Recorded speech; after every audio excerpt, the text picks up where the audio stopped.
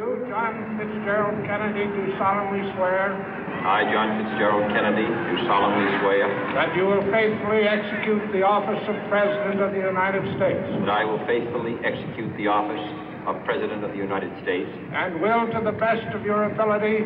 And will, to the best of my ability. Preserve, protect, and defend the Constitution of the United States. Preserve, protect, and defend the Constitution of the United States. So help you God. So help me God.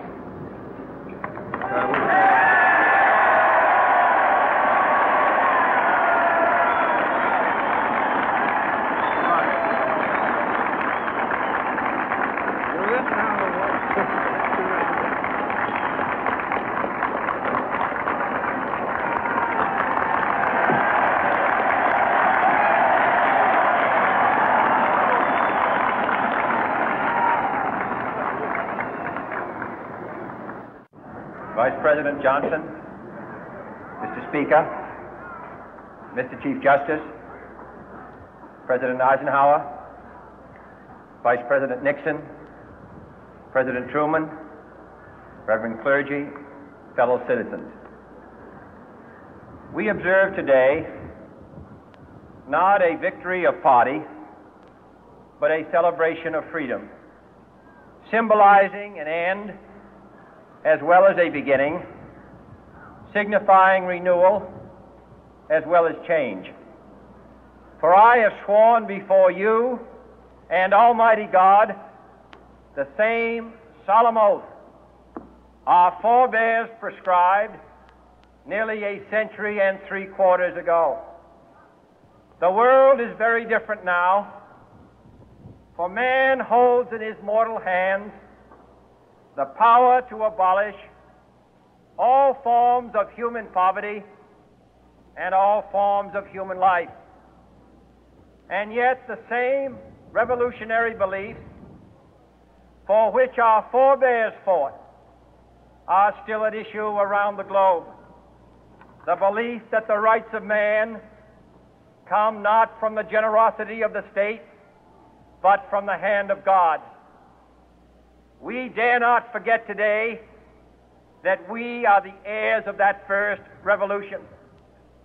Let the word go forth from this time and place to friend and foe alike that the torch has been passed to a new generation of Americans born in this century, tempered by war, disciplined by a hard and bitter peace, proud of our ancient heritage, and unwilling to witness or permit the slow undoing of those human rights to which this nation has always been committed and to which we are committed today at home and around the world.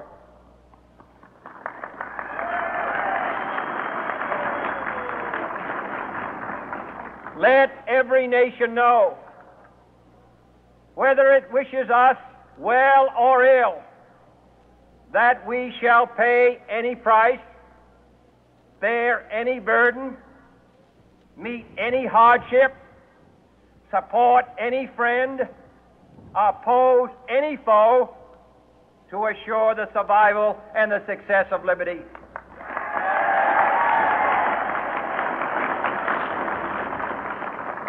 This much we pledge and more.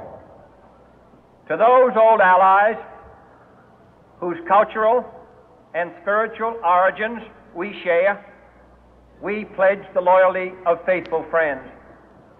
United, there is little we cannot do in a host of cooperative ventures. Divided, there is little we can do, for we dare not meet a powerful challenge at odds and split asunder. To those new states whom we welcome to the ranks of the free, we pledge our word that one form of colonial control shall not have passed away merely to be replaced by a far more iron tyranny.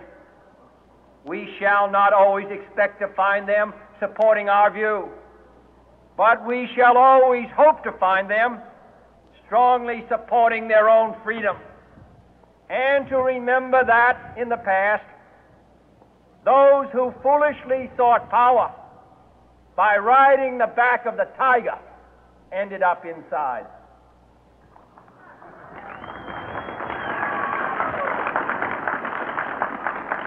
To those people in the huts and villages of half the globe struggling to break the bonds of mass misery, we pledge our best efforts to help them help themselves for whatever period is required, not because the communists may be doing it, not because we seek their votes, but because it is right.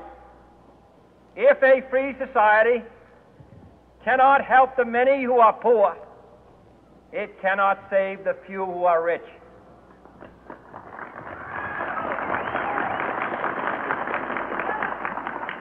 To our sister republics south of our border, we offer a special pledge to convert our good words into good deeds, in a new alliance for progress, to assist free men and free governments in casting off the chains of poverty.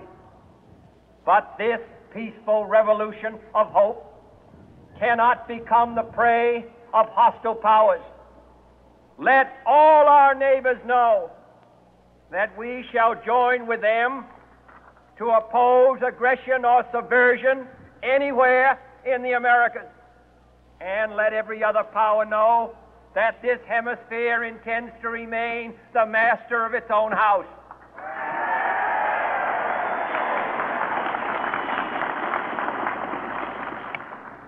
To that world assembly of sovereign states, the United Nations, our last best hope, in an age where the instruments of war have far outpaced the instruments of peace, we renew our pledge of support to prevent it from becoming merely a forum for invective, to strengthen its shield of the new and the weak, and to enlarge the area in which its writ may run. Finally, to those nations who would make themselves our adversary, we offer not a pledge, but a request that both sides begin anew the quest for peace.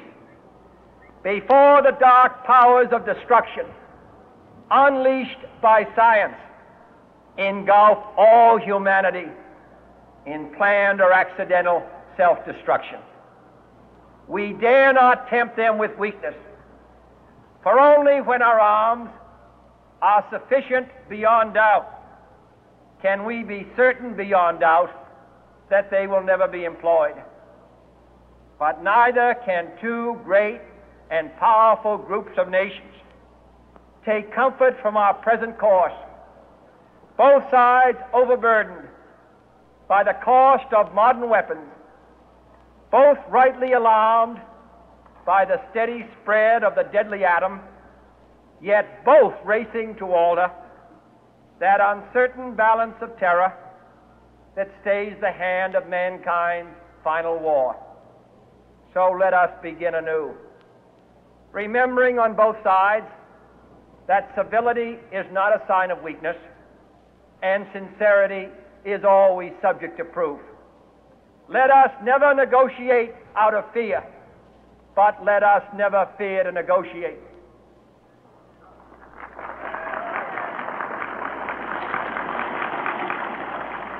Let both sides explore what problems unite us, instead of belaboring those problems which divide us. Let both sides, for the first time, formulate serious and precise proposals for the inspection and control of arms, and bring the absolute power to destroy other nations under the absolute control of all nations.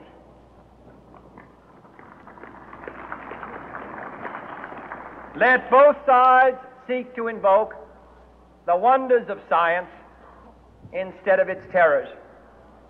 Together, let us explore the stars, conquer the deserts, eradicate disease, tap the ocean depths, and encourage the arts and commerce. Let both sides unite to heed in all corners of the earth the command of Isaiah to undo the heavy burden and let the oppressed go free. And if a beachhead of cooperation may push back the jungle of suspicion, let both sides join in creating a new endeavor, not a new balance of power, but a new world of law, where the strong are just and the weak secure and the peace preserved. All this will not be finished in the first 100 days, nor will it be finished in the first 1,000 days, nor in the life of this administration, nor even perhaps in our lifetime on this planet. But let us begin.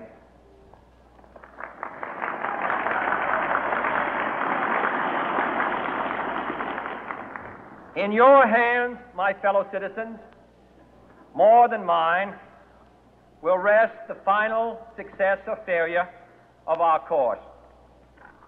Since this country was founded, each generation of Americans has been summoned to give testimony to its national loyalty. The graves of young Americans who answered the call to service surround the globe. Now the trumpet summons us again, not as a call to bear arms, though arms we need, not as a call to battle, though in battle we are, but a call to bear the burden of a long twilight struggle, year in and year out, rejoicing in hope, patient in tribulation, a struggle against the common enemies of man, tyranny, poverty, disease, and war itself. Can we forge against these enemies a grand and global alliance, north and south, east and west, that can assure a more fruitful life for all mankind? Will you join in that historic effort?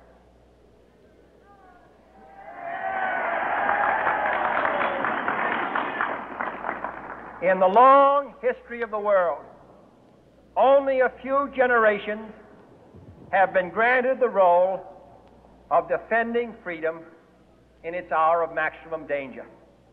I do not shrink from this responsibility. I welcome it.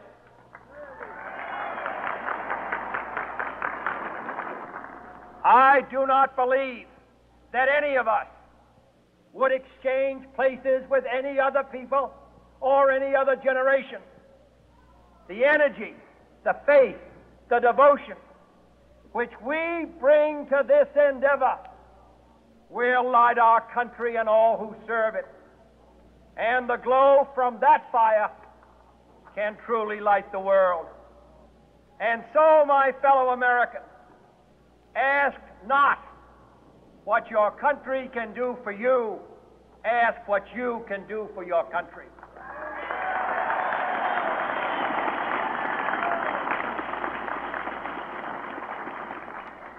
My fellow citizens of the world, ask not what America will do for you, but what together we can do for the freedom of man.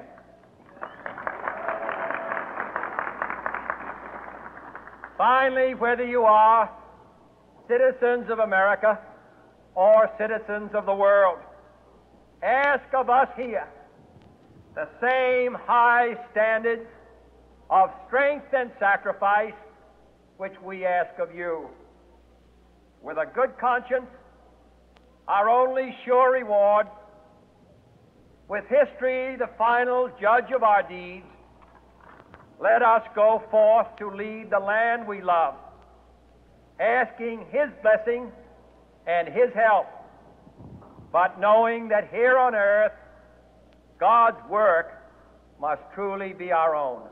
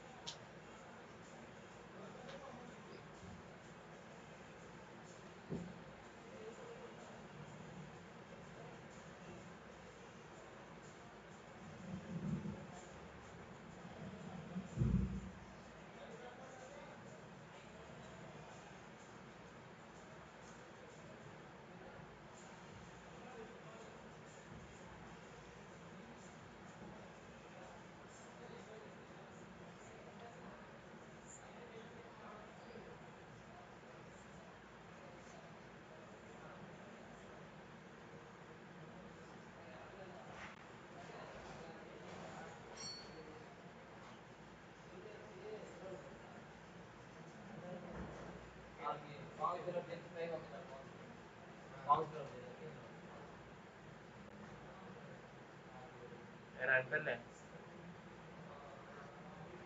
అదే PPT okay తొందర రండి చేద్దాం తొందర రమ్మన్నా okay